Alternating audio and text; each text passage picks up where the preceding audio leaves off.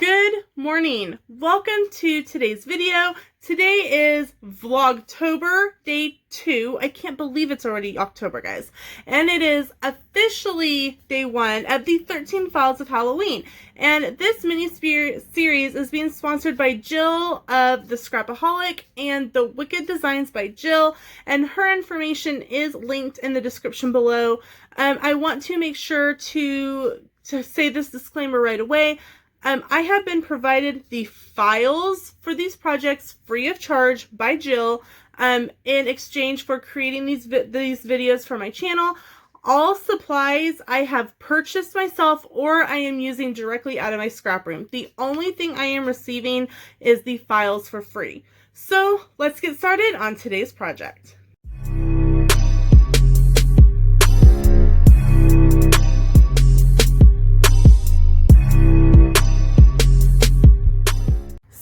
One of the things that some children do have a hard time with is Halloween. Ugh, Peaches is shedding so much. Some kids have food allergies or they just don't eat. They aren't supposed to have candy. And so there is something called the Teal Pumpkin Project. And it is something that I actually talked about last year in Vlogtober. But today we are going to make a sign for your front door, either at your home or at your business. And I'm going to show you that you can make it and use the sign in 2 different ways. So let's get started first by picking our design. Okay, so I am in my Teal Pumpkin Sign folder that Jill has sent me. And what we're going to do is we're going to select the first photo so that we can go through the photos. As you can see, they're all named. Let me show you, scroll back a little bit here for you. Up here you can see it says Teal Pumpkin Sign number 1. So this is number 1. And we're just going to kind of scroll through them until we find the one that we want. Like this one says candy-free alternatives, trinkets, or treat. This house is allergy safe. We are allergy friendly. I like the ones that say we are allergy friendly or the ones that say we have candy and non-food treats, because some people do still, oops, well, I'll do that later, like to still get some of the candy. So I think we're going to use, go forward a little bit. Oh, let's see. I like this one. This house is allergy free and safe. So it is Teal Pumpkin Sign number 7. So down here at the bottom, I have my Cricut design space open. We're going to pull it up here. And we're going to come over here to upload. And we're going to upload image. Browse. And wait for the computer to bring up our files here. And so we're going to go to the Teal Pumpkin Signs. And because we wanted number, I think it's 7. Yep, we want number 7. We're going to find the corresponding SVG file. SVG stands for scale vector file. So we're going to open that file that corresponds with the photo that we wanted. And see, it says this house is allergy free and safe. So we're going to save it. And then it's going to pop up in our recently uploaded images. So we're going to select it and make sure it's green and come over and import our image. So this is where the fun part is going to begin. This is where we're going to make a sign that's also usable for scrapbooking, which is a great use for this project. Okay, so it is uploaded into Design Space, and as you can see, it is way too big for what we want.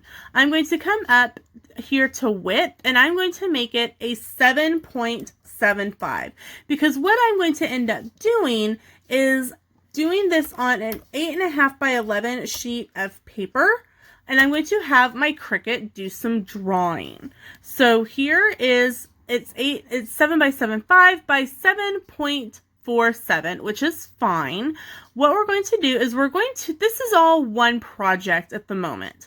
So we're actually going to do something fun. We're going to play with the grouping setting. Grouping setting is all the way over here. So what we're going to do is while it's selected, we're going to select this one right here that says ungroup. And then we're going to come back to our project. All right, so now this is all different. If I clicked individually, the O is separate from the H and so on. That is what I'm wanting. So I'm actually going to go back and regroup things together. I'm going to select all of this wording, and I want to make sure that it is going to work on an 8.5 by 11 sheet. So I'm going to go back and group them together. Back over by the side where it said ungroup, there's a group button. So the next thing we're going to do is we're going to pull an image up. And actually we want a shape, not an image. So we're going to click over here on shape, and we're going to select the square.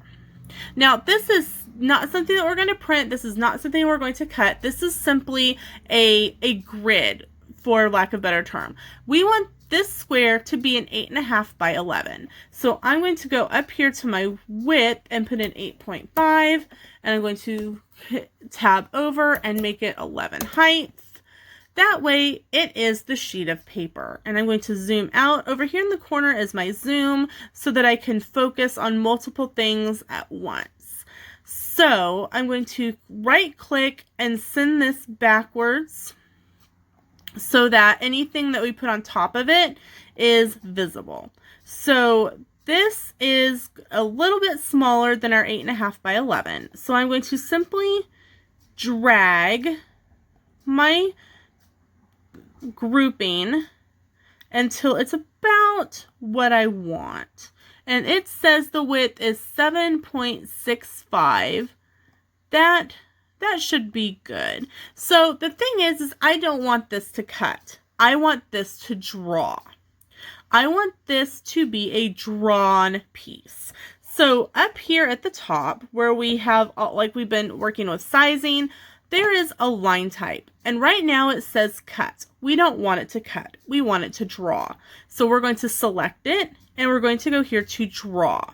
And all of a sudden it's now outlined. And so that you guys can see better, I'm going to make this a different color so you can see. It doesn't really matter as long as it's not blue. Let's go with this light purple. There, see, now you can see where this is going to draw on a sheet of paper. This house is allergy free and safe. So the next thing that we're dealing with is our little pumpkin people. Again, just like we did with the lettering, we're going to select it. And then we're going to come over here and we're going to group it. But then we're going to do something more. We're going to duplicate it. I want 2 of them. So the next thing that we're going to do is we're going to do some contouring. And all that means is that I'm going to take these little happy pumpkins and I'm going to make it to where these are solid instead of having the little faces.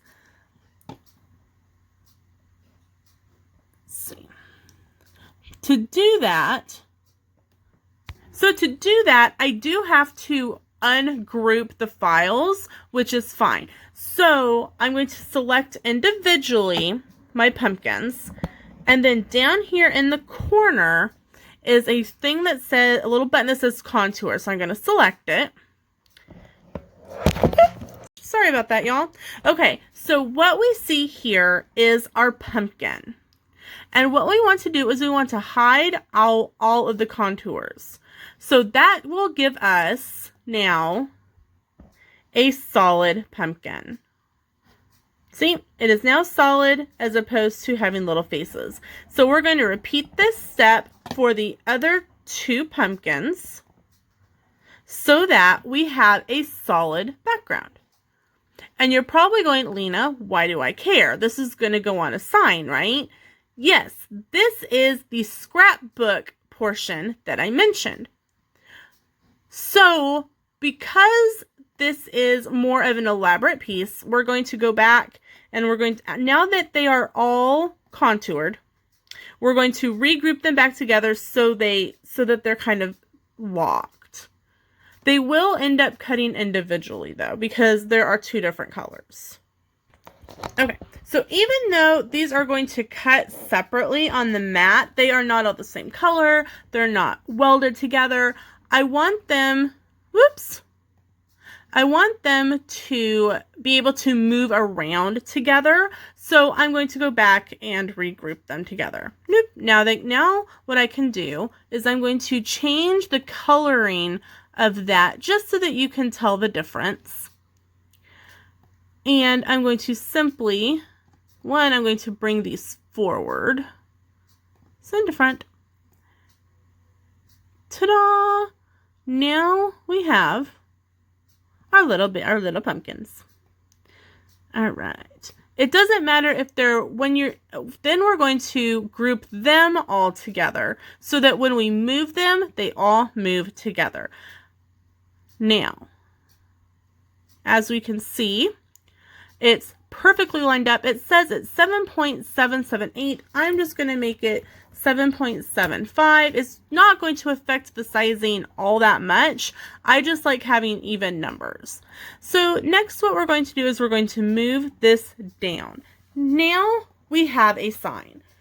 Again, you're going, okay, Lena, I'm still confused about the scrapbooking part. So this is now a scrapbooking piece that you can use in your books. What I will be doing is I will make the background. Let's ungroup this and I'll show you exactly what I'm going to do. I'm going to move those aside. This I'm actually going to cut in the color black, and this will be cut in the color blue. It doesn't matter when you are cutting as long as everything is the same color that you want it to be. Now, because these are all the same color, this did become one piece. And to confirm that, I'm just going to weld together. And then it should, in theory, if I've done it right, become one cut piece. Okay. And ta-da! As you can see over on the top, it says weld result. Because it is all one color, it is now one cut piece. So instead of cutting 3 individual pumpkins to have to put together, it is now one cut piece. And I'm going to do the same with my blue pumpkins because I want them to all be the same. So I'm simply going to make sure it's selected, and I'm going to come down here and I'm going to select weld. And Cricut Design Space is up there. Wait, it's having some little glitches this morning. I think it says it's too early to craft, but it's almost 11 o'clock. So now it is one piece that will cut as one piece. So this is something that we can be taken off of your sign at the end of the night and put in your book. Maybe you did a special teal pumpkin display, or you, your child participates in the teal pumpkin and you want to show what they got in their allergy friendly haul. Perfect piece. So I've talked about this enough. Let's save the project and get to cutting and drawing. So for the paper portion of the sign, I am simply using a regular sheet of 8.5 by 11 copy paper, simply because I will not be using the sign after Halloween. So I have saved it from my computer and I've pulled it up from my tablet. So what I'm going to do to make sure that this part, the purple, which was just my background, doesn't cut, is I'm going to go into Customize. And I'm going to select Layers. And I'm going to scroll down here to the bottom. And I'm going to hide the eye. I'm going to hide the eye. It sounds like a horror movie or something. Okay, so I'm going to click Make It. So the first thing it's going to do, see, it didn't do what I wanted it to. So I've got to go back to the canvas and I've got to select it, Actions. I want to flatten it. And then it should be, that'll work. It didn't do it quite the way I wanted it to, but it'll still work for this project. So the next thing we're going to do is we're going to cut and draw. To remember, because I'm doing this on an 8.5 by 11, I do want to come over here, turn up my screen a little bit for you, and select 8.5 by 11 letter to make sure that it's centered the way that I want it. And so I did want to bring it down a little bit. There we go. Perfect. So I am going to use a blue marker. That's a green. Here's blue. See, I've got a blue marker right here.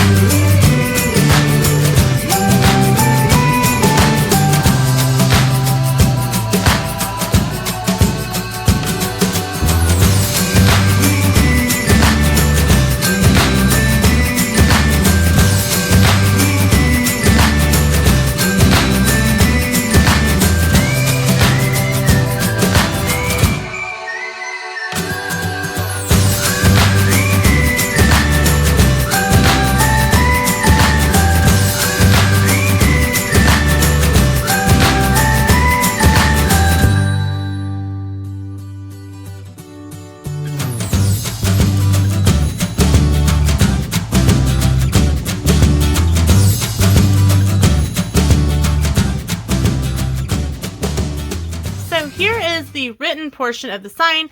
This house is allergy free and safe. So the next thing we're going to do is we're going to start working on our cutting piece.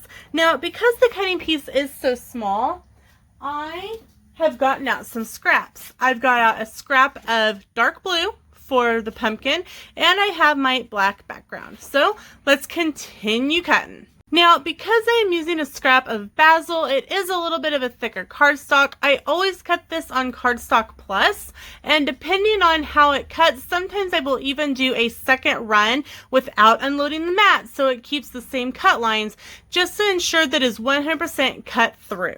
All right, let's continue on the project.